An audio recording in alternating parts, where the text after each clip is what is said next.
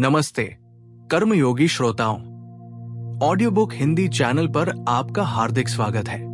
क्या आपके साथ कभी ऐसा होता है कि आप किसी काम को शुरू करने से पहले इतना ज्यादा सोचते हैं कि सोचते सोचते ही उसका जोश ठंडा पड़ जाता है? क्या आप भी उन लोगों में से हैं जिनकी टू डू लिस्ट तो लंबी होती है लेकिन उस पर टिक बहुत कम लग पाते हैं?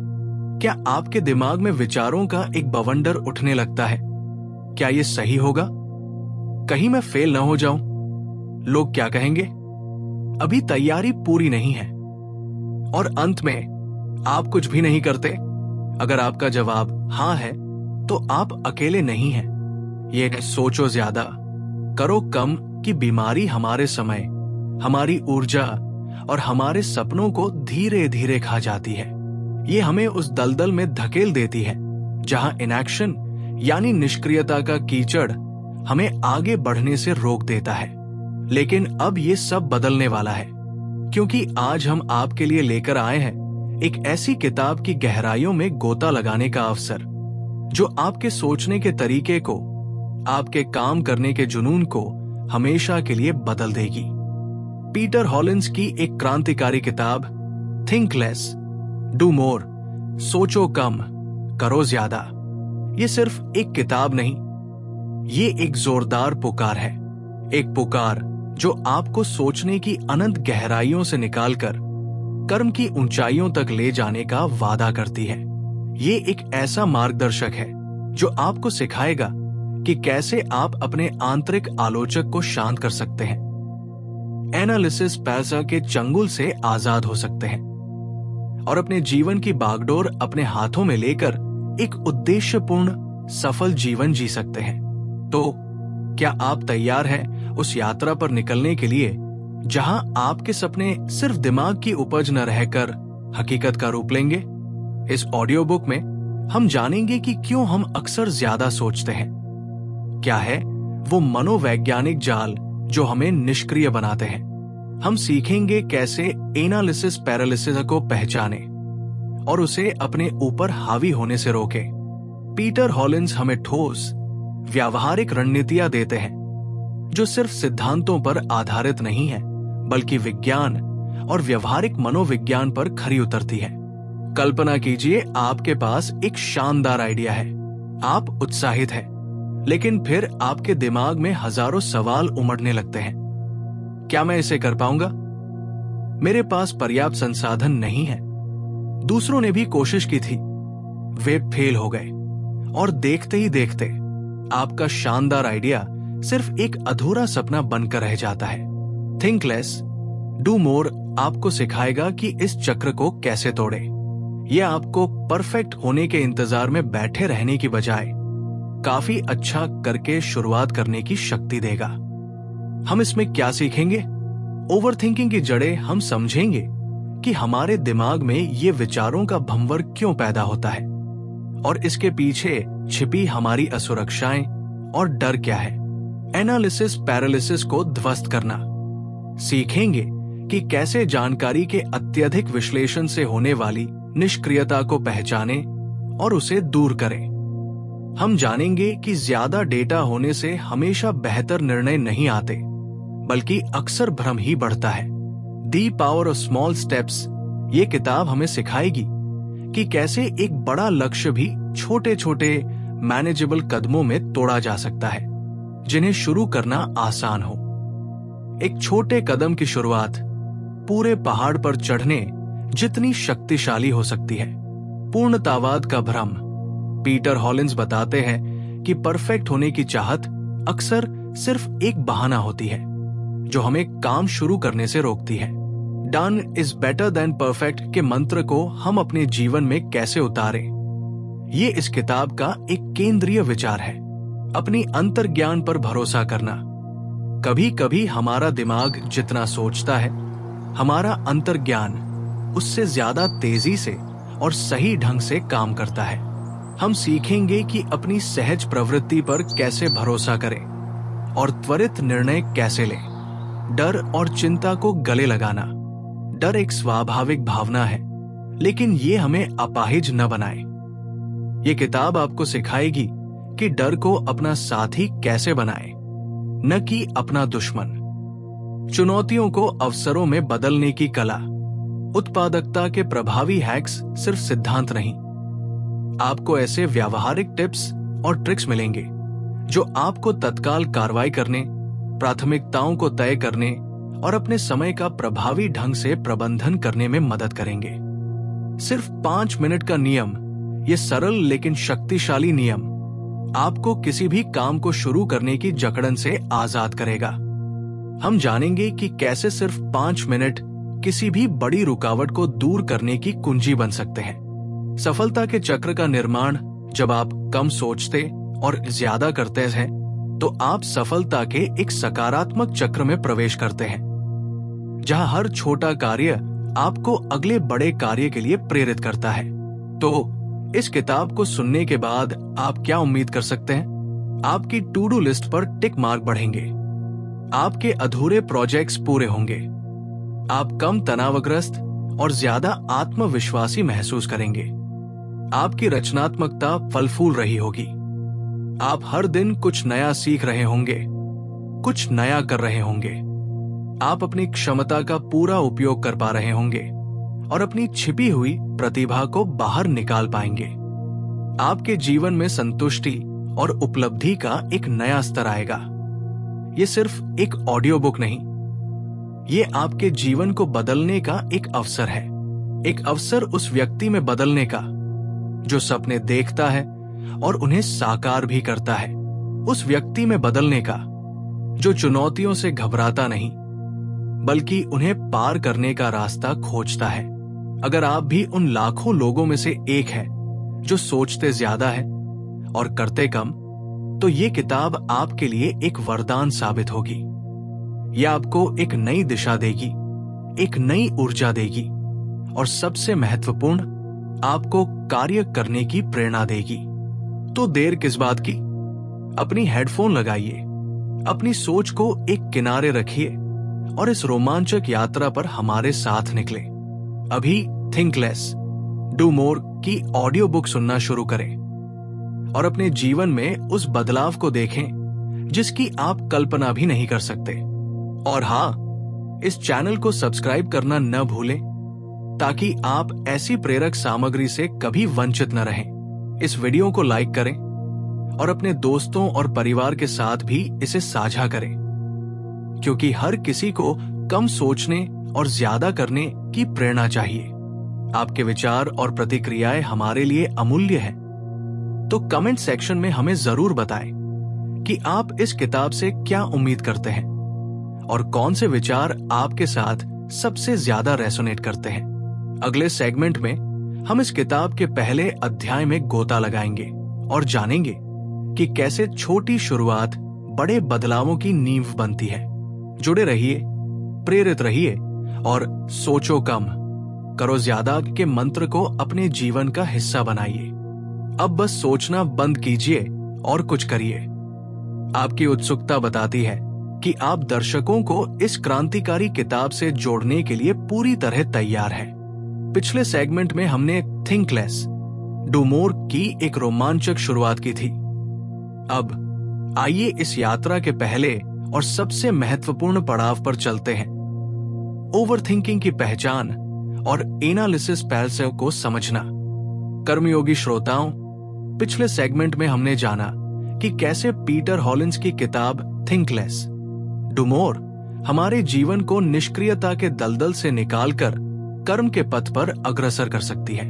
लेकिन इससे पहले कि हम समाधानों की ओर बढ़े, हमें दुश्मन को पहचानना होगा। हमें समझना होगा कि ये सोचो ज्यादा, करो कम की बीमारी आखिर पनपती कहां से है। तो आज हम इस किताब के पहले मुख्य अध्याय की गहराइयों में उतरेंगे। ओवरथिंकिंग, वो अदृश्य दीवार जो आपको रोक रही है। Overthinking, the invisible wall holding you back और एनालिसिस पैरालिसिस जानकारी का जाल। सबसे पहले, ओवरथिंकिंग क्या है? ये सिर्फ सोचना नहीं है। सोचना तो अच्छा है, ये हमें समस्याओं का समाधान खोजने में मदद करता है, लेकिन ओवरथिंकिंग विचारों का एक अंतहीन बेकाबू चक्र है। ये एक मानसिक भंवर है जहां आप एक ही विचार पर बार बार लौटते हैं, हर संभावना को, हर परिणाम को 1000 बार तौलते हैं, लेकिन किसी निष्कर्ष पर नहीं पहुंच पाते। ये अक्सर चिंता, डर और अनिश्चितता से जुड़ा होता है। कल्पना कीजिए, आपको एक ईमेल लिखना है। सामान्य व्यक्ति ईमेल लिखता है और भेज देता है, लेकिन एक ओवरथिंकर सोचेगा, क्या मैंने सही शब्द चुने हैं? कहीं इस वाक्य का गलत मतलब न निकल जाए? क्या मुझे इसे भेजने से पहले 10 बार और पढ़ना चाहिए? कहीं ये ईमेल मेरे बॉस को नापसंद ना आ जाए? शायद मुझे इसे कल तक टाल देना चाहिए ताकि मैं और बेहतर सोच सकूं। और देखते ही देखते 10 मिनट का काम 2 घंटे का मानसिक संघर्ष बन जाता है, और कई बार तो ईमेल भेजा ही नहीं जाता। पीटर हॉलिंस कहते हैं, ओवरथिंकिंग सिर्फ सोचने की आदत नहीं है, यह काम टालने की एक परिष्कृत रणनीति है। अब बात करते हैं इसके सबसे घातक परिणाम की, एनालिसिस पैरालिसिस। यह वो स्थिति है जब आपके पास किसी निर्णय या कार्य के लिए इतनी अधिक जानकारी या विकल्प होते हैं कि आप उनमें से किसी को भी चुनने में अक्षम हो जाते हैं। आप हर कोण से विश्लेषण करते हैं, हर संभावित परिणाम की गणना करते हैं, हर जोखिम का अनुमान लगाते हैं, और इस प्रक्रिया में आप कुछ भी नहीं कर पाते। आप इतनी जानकारी में डूब जाते हैं कि आप एक कदम भी आगे नहीं बढ़ पाते। कल्पना करें, आपको एक नया लैपटॉप खरीदना है। आप ऑनलाइन जाते हैं और हजारों मॉडल, स्पेसिफिकेशंस, रिव्यूज देखते हैं। क्या मुझे इंटेल या AMD प्रोसेसर लेना चाहिए? कितनी RAM पर्याप्त होगी? SSD ज्यादा अच्छा है या HDD? क्या इस ब्रांड की सर्विस अच्छी है? ये वाला मॉडल 1000 रुपए सस्ता है, लेकिन उसमें एक फीचर कम है। क्या वो जरूरी है? एक हफ्ते बाद आप अभी भी वही सारे टैब खोले बैठे हैं और आपका पुराना लैपटॉप घिसट घिसट कर चल रहा है। यह है एनालिसिस पैरालिसिस का जीता जागता उदाहरण। आप सबसे अच्छा विकल्प खोजने की चाहत में कोई भी विकल्प नहीं चुन पाते। पीटर हॉलिंस हमें बताते हैं कि एनालिसिस पैरालिसिस अक्सर इन कारणों से होता है। 1. असफलता का डर। हम गलती करने से इतना डरते हैं कि कुछ करते ही नहीं। हमें लगता है कि अगर हमने कोई गलत फैसला ले लिया तो क्या होगा। 2. परफेक्ट होने की चाहत। हर चीज को एकदम सही करना चाहते हैं। हमें लगता है कि जब तक हमारे पास परफेक्ट प्लान नहीं होगा, हम शुरू नहीं कर सकते। 3. निर्णय के महत्व को बढ़ा चढ़ाकर आंकना। हम छोटे छोटे फैसलों को भी जीवन मरण का प्रश्न बना देते हैं, जबकि असल में उनका प्रभाव उतना बड़ा नहीं होता। 4. जरूरत से ज्यादा जानकारी। आज के डिजिटल युग में हर चीज पर इतनी जानकारी उपलब्ध है कि हम आसानी से उसमें खो जाते हैं। 5. दूसरों की राय का डर। हमें डर होता है कि अगर हमारा फैसला गलत निकला तो लोग क्या कहेंगे, हमारी इमेज खराब हो जाएगी। तो इस ओवरथिंकिंग और एनालिसिस पैरालिसिस के दलदल से बाहर कैसे निकले? पीटर हॉलिंस हमें कुछ शुरुआती अंतर्दृष्टि देते हैं जो इस समस्या की जड़ पर वार करती है। 1. पर्याप्त को पहचानना सीखें। हमें अक्सर लगता है कि हमें हर एक जानकारी चाहिए, हर एक संभावना का विश्लेषण करना चाहिए, लेकिन हॉलिंस कहते हैं, आपको हर चीज जानने की जरूरत नहीं है। आपको सिर्फ पर्याप्त जानने की जरूरत है ताकि आप अगला कदम उठा सके। 80/20 नियम याद है? अक्सर 80% परिणाम केवल 20% जानकारी से मिल जाते हैं। बाकी 80% जानकारी सिर्फ अनावश्यक शोर पैदा करती है। 2. निर्णय को अपरिवर्तनीय न समझे। हमारा सबसे बड़ा डर यह होता है कि एक बार निर्णय ले लिया तो उसे बदला नहीं जा सकता, लेकिन जिंदगी में ज्यादातर फैसले बदले जा सकने वाले होते हैं। अगर आपने एक गलत लैपटॉप चुन भी लिया तो क्या होगा? आप उसे बेच सकते हैं या अगले साल दूसरा ले सकते हैं। इस मानसिकता से आप निर्णय लेने के बोझ को कम कर सकते हैं। 3. परफेक्टता की बजाय प्रगति पर ध्यान दें। पूर्णता एक भ्रम है, एक चलती हुई रेखा है जिसे कभी छुआ नहीं जा सकता। हॉलिंस हमें काफी अच्छा होने की शक्ति को अपनाने को कहते हैं। एक अधूरा काम जो शुरू हो चुका है उस परफेक्ट प्लान से कहीं बेहतर है जो सिर्फ आपके दिमाग में है, क्योंकि अधूरा काम सुधारा जा सकता है, आगे बढ़ाया जा सकता है, लेकिन जो शुरू ही नहीं हुआ उसे कैसे सुधारेंगे? 4, अपनी अंतर्ज्ञान पर भरोसा करें। कई बार हमारा दिमाग जितना सोचता है, हमारा अंतर्ज्ञान उससे ज्यादा तेजी से और सही ढंग से काम करता है। हॉलिंस कहते हैं कि जब आप अत्यधिक सोचने के चक्र में फंस जाते हैं तो एक पल रुककर अपनी गट फीलिंग पर ध्यान दें। अक्सर आपका अवचेतन मन पहले ही सही रास्ता दिखा चुका होता है। ये पहला कदम है ओवरथिंकिंग और एनालिसिस पैरालिसिस को समझना, उन्हें अपने जीवन में पहचानना। जब आप जान जाते हैं कि आपको क्या रोक रहा है, तभी आप उससे लड़ने के लिए तैयार हो पाते हैं। पीटर हॉलिंस हमें एक शक्तिशाली संदेश देते हैं। सबसे बड़ा जोखिम कोई कार्रवाई न करना है, न कि कोई गलत कार्रवाई करना। अगले सेगमेंट में हम जानेंगे कि कैसे छोटे छोटे कदम उठाकर परफेक्ट होने की चाहत को छोड़कर हम निष्क्रियता की इस दीवार को गिरा सकते हैं और अपने सपनों को हकीकत में बदलना शुरू कर सकते हैं। हम सीखेंगे पीटर हॉलिंस का सबसे शक्तिशाली टूल, छोटे कदमों की शक्ति और 5 मिनट का नियम जो आपके जीवन में तत्काल बदलाव ला सकते हैं। तो अपने दिमाग को शांत कीजिए, गहरी सांस लीजिए और इस यात्रा के अगले पड़ाव के लिए तैयार हो जाइए।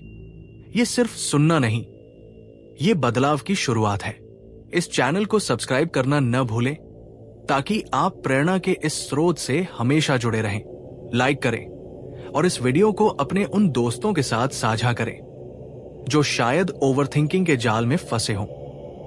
हमें कमेंट्स में बताएं, क्या आप भी ओवरथिंकिंग या एनालिसिस पैरालिसिस का शिकार रहे हैं और कौन सा उदाहरण आपके साथ सबसे ज्यादा जुड़ा? अब बस सोचना बंद कीजिए और कुछ करिए। अगली बार तक अपना ध्यान रखें। फिर आपका स्वागत है।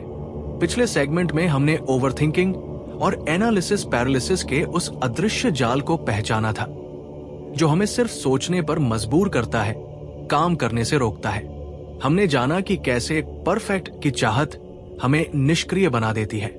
आज हम पीटर हॉलिंस की किताब थिंक लेस डू मोर के एक ऐसे मूलभूत सिद्धांत की गहराई में उतरेंगे जो इस जाल को तोड़ने की कुंजी है। ये सिद्धांत है, पर्याप्त को पहचानना सीखें। ये सिर्फ एक विचार नहीं, ये एक मानसिकता है, एक ऐसी मानसिकता जो हमें अनंत जानकारी के सागर में डूबने से बचाती है और हमें निर्णय लेने और आगे बढ़ने की शक्ति देती है। तो पर्याप्त का अर्थ क्या है? अक्सर हम पर्याप्त को बेस्ट या परफेक्ट के साथ भ्रमित कर देते हैं। पीटर हॉलिंस हमें सिखाते हैं कि पर्याप्त का मतलब ये नहीं है कि आप लापरवाही करें या कमजोर काम करें। इसका मतलब ये भी नहीं कि आप बिना सोचे समझे कोई भी फैसला ले लें। पर्याप्त का सीधा सा अर्थ है, उतना काफी है जितना आपको अगला कदम उठाने के लिए चाहिए। ये वो बिंदु है जहां आपके पास इतनी जानकारी, इतना विचार विमर्श या इतनी तैयारी हो चुकी होती है कि आप अब रुककर कार्रवाई कर सकें। ये वो सीमा है जहां रुककर आप की अंतहीन खोज को छोड़कर प्रगति की ओर कदम बढ़ा सकते हैं। लेकिन हम पर्याप्त को पहचानने में क्यों असफल होते हैं? ये सवाल जितना आसान लगता है, जवाब उतना ही जटिल है। हॉलिंस बताते हैं कि इसके पीछे हमारी कुछ गहरी मनोवैज्ञानिक प्रवृत्तियां काम करती हैं। 1, परफेक्ट होने की अदम्य इच्छा। हम इंसानों को हर चीज परफेक्ट चाहिए। हमें लगता है कि अगर हम कोई काम शुरू कर रहे हैं तो उसमें कोई कमी नहीं होनी चाहिए। अगर हम कोई निर्णय ले रहे हैं तो वो सबसे अच्छा होना चाहिए। इस परफेक्ट की खोज में हम जानकारी बटोरते रहते हैं, विश्लेषण करते रहते हैं और कभी काफी है कि बिंदु तक पहुंच ही नहीं पाते। हम भूल जाते हैं कि परफेक्ट अक्सर सिर्फ एक चलती हुई रेखा होती है जिसे कभी छुआ नहीं जा सकता। हॉलिंस कहते हैं, पूर्णता की खोज अक्सर केवल निष्क्रियता का एक फैंसी नाम है। 2, असफलता का डर। हमें लगता है कि अगर हमने पर्याप्त जानकारी के साथ काम शुरू किया और वो असफल हो गया तो क्या होगा? लोग क्या कहेंगे, हम खुद को कैसे माफ करेंगे। ये डर हमें अत्यधिक सोचने पर मजबूर करता है ताकि हम संभावित जोखिमों को कम कर सकें। हम सोचते हैं कि जितनी ज्यादा जानकारी होगी उतनी ही कम गलती की संभावना होगी, लेकिन आयरॉनिकली ज्यादा जानकारी हमें निष्क्रिय कर देती है और निष्क्रियता ही सबसे बड़ी असफलता है। 3. अनिश्चितता के प्रति असहजता। मानव मस्तिष्क निश्चितता की तलाश करता है। अनिश्चितता हमें बेचैन कर देती है। हम हर संभव परिणाम जानना चाहते हैं, हर बाधा का पहले से ही समाधान खोजना चाहते हैं, लेकिन जीवन में 100% निश्चितता कभी नहीं होती। पर्याप्त को पहचानने का मतलब है अनिश्चितता के कुछ स्तर को स्वीकार करना और इसके बावजूद आगे बढ़ना। 4. जानकारी का अत्यधिक दबाव। आज के डिजिटल युग में हमें हर चीज पर इतनी जानकारी मिलती है कि हम उसमें खो जाते हैं। गूगल सर्च में 1000 लिंक्स, यूट्यूब पर सैकड़ों वीडियो, किताबों का अंबार, ये सब हमें भ्रमित करता है और हमें लगता है कि हमें ये सब देखना पढ़ना जरूरी है, जबकि वास्तव में अधिकांश जानकारी दोहराव वाली या अनावश्यक होती है। तो पर्याप्त की शक्ति क्या है और इसे कैसे अपनाएं? पीटर हॉलिंस हमें पर्याप्त को पहचानने और उसे अपने जीवन में उतारने के लिए कुछ ठोस रणनीतियां देते हैं। 1. लक्ष्य को परिभाषित करें और पर्याप्त के लिए मानदंड तय करें। 2. किसी भी काम को शुरू करने से पहले खुद से पूछें, इस काम को पूरा करने के लिए या अगला कदम उठाने के लिए मुझे वास्तव में क्या जानना या क्या करना जरूरी है। अगर आप एक प्रोजेक्ट प्रपोजल लिख रहे हैं तो पर्याप्त का मतलब होगा मुख्य समस्या, आपका समाधान, संभावित लाभ और अनुमानित लागत की मूल बातें। आपको हर छोटे आंकड़े की तत्काल आवश्यकता नहीं है। अगर आप एक नया कौशल सीख रहे हैं तो पर्याप्त का मतलब होगा एक अच्छी किताब या एक कोर्स जिसे आप पूरा कर सकें, बजाय इसके कि आप 10 किताबें और 5 कोर्स खरीदकर कुछ भी शुरू न करें। 2. 80/20 नियम को अपनाएं। ये नियम कहता है कि अक्सर आपके 80% परिणाम केवल 20% प्रयासों या जानकारी से आते हैं। बाकी 80% जानकारी केवल मामूली सुधार देती है, लेकिन बहुत ज्यादा समय और ऊर्जा लेती है। हॉलिंस हमें प्रोत्साहित करते हैं कि हम उस 20% महत्वपूर्ण जानकारी या प्रयास को पहचानें जो हमें 80% तक परिणाम दे सकता है। एक बार जब आप उस 80% के करीब पहुंच जाते हैं तो समझ जाइए कि आपके पास पर्याप्त है और अब कार्रवाई करने का समय आ गया है। 3. समय सीमा निर्धारित करें। किसी भी निर्णय या कार्य के लिए खुद को एक निश्चित समय सीमा दें। मैं इस निर्णय पर सिर्फ 30 मिनट खर्च करूंगा। मैं इस रिसर्च पर 1 घंटा लगाऊंगा। उसके बाद जो भी जानकारी होगी उसी के साथ आगे बढ़ूंगा। यह रणनीति आपको अनंत जानकारी के दलदल में धंसने से रोकती है और आपको समय रहते कार्रवाई करने पर मजबूर करती है। जब घड़ी टिक टिक करती है तो आप ज्यादा केंद्रित और कुशल हो जाते हैं। 4. काफी अच्छा होने की मानसिकता अपनाएं। Peter Hollins done is better than perfect के मंत्र को दोहराते हैं। काफी अच्छा का मतलब लापरवाह नहीं है। इसका मतलब है कि आप अपनी पूरी क्षमता से काम करें, लेकिन परफेक्ट होने की ऐसी बेड़ियों में न बंधें जो आपको कभी काम शुरू ही न करने दें। आप एक ब्लॉग पोस्ट लिख रहे हैं। काफी अच्छा का मतलब है कि पोस्ट में अच्छी जानकारी है, वो व्याकरणिक रूप से सही है और समझने में आसान है। परफेक्ट का मतलब होगा उसे 50 बार एडिट करना और कभी पब्लिश न करना। 5. पुनरावृत्ति की शक्ति को समझें। ये सोचना कि आपका पहला प्रयास ही अंतिम और निर्दोष होगा एक भ्रम है। जीवन एक निरंतर सीखने और सुधारने की प्रक्रिया है। पर्याप्त जानकारी के साथ शुरुआत करें, काम करें, प्रतिक्रिया प्राप्त करें और फिर सुधार करें। ये आइटरेटिव प्रक्रिया आपको हर बार बेहतर बनाएगी। आपका पहला प्रोडक्ट, आपका पहला लेख, आपकी पहली प्रस्तुति कभी परफेक्ट नहीं होगी, लेकिन ये आपको सीखने और विकसित होने का अवसर देगी। 6. क्या ये पलटा जा सकता है?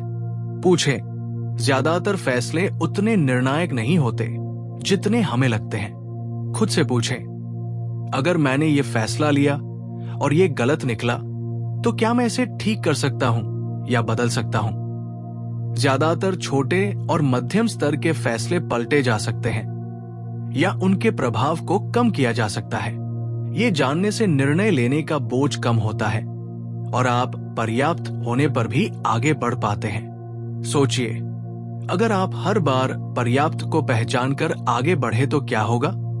आप कम तनावग्रस्त महसूस करेंगे, आपकी रचनात्मकता को पंख लगेंगे, आपके अधूरे काम पूरे होंगे, आप अपनी क्षमताओं का पूरा उपयोग कर पाएंगे, आप अपने सपनों को सिर्फ देखते नहीं रहेंगे बल्कि उन्हें हकीकत में बदलेंगे। ये एक स्वतंत्रता है, उस मानसिक बंधन से आजादी जो हमें परफेक्ट की खोज में बांधे रखती है। ये थिंक लेस डू मोर का सार है। तो अगली बार जब आप खुद को अत्यधिक जानकारी के दलदल में फंसा पाएं या परफेक्ट होने की चाहत में निष्क्रिय महसूस करें तो एक पल रुकें और खुद से पूछें, क्या मेरे पास अगले कदम के लिए पर्याप्त है? आपका जवाब अक्सर हाँ ही होगा। और यही वो पल है जब आपको अपनी सोच को किनारे रखकर कर्म के पथ पर पहला कदम बढ़ाना है। अगले सेगमेंट में हम छोटे कदमों की शक्ति और पीटर हॉलिंस के मशहूर 5 मिनट के नियम की गहराई में उतरेंगे, जो आपको किसी भी बड़ी रुकावट को दूर करने की कुंजी देगा। जुड़े रहिए, प्रेरित रहिए और सोचो कम, करो ज्यादा के मंत्र को अपने जीवन का हिस्सा बनाइए। इस चैनल को सब्सक्राइब करना न भूलें, लाइक करें और इस वीडियो को उन सभी के साथ साझा करें जो ओवरथिंकिंग के जाल से निकलना चाहते हैं। हमें कमेंट्स में बताएं, आपके लिए पर्याप्त को पहचानना क्यों मुश्किल होता है और आप इसे कैसे लागू करने की योजना बना रहे हैं। अब बस सोचना बंद कीजिए और कुछ करिए।